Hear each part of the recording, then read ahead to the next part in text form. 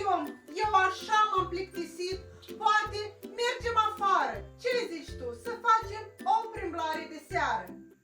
Ești de acord? Să ne jucăm. Da? Mergem să ne jucăm afară? Să ne plimbăm?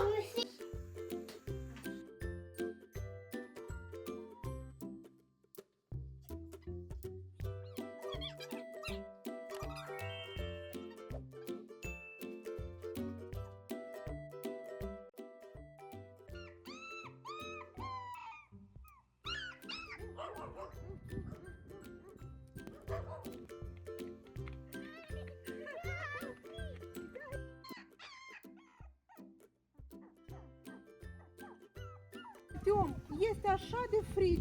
Poate mergem acasă. Ne-am plimblat îndeajuns. Este deja și târziu. Cred că bunica ne așteaptă. Dar unde te duci tu? Unde te-ai întors înapoi?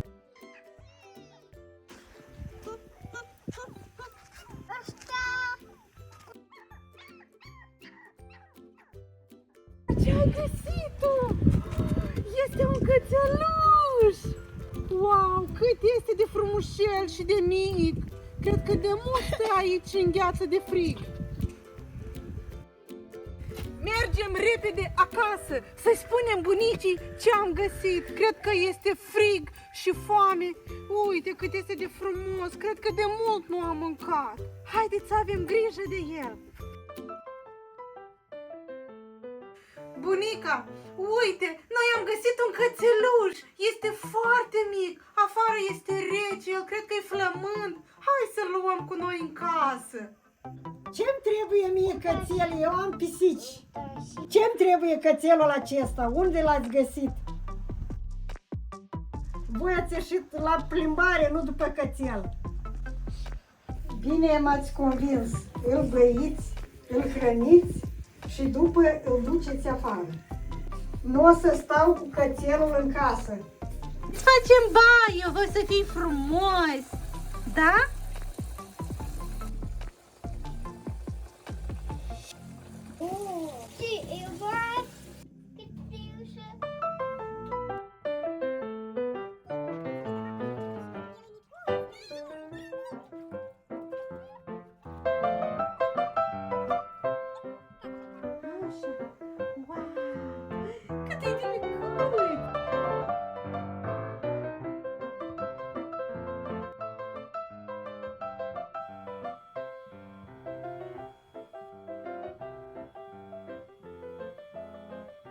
Ce să-ți dau eu să mănânci, pui mic?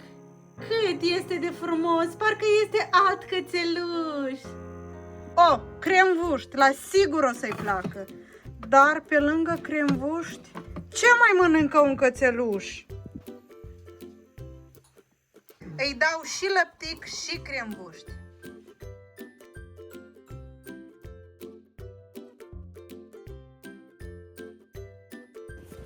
Uite, cățeluș, tu o să stai aici, o să dormi noaptea asta aici, este călduț, este bine și mâine deja o să decidem ce o să facem cu tine.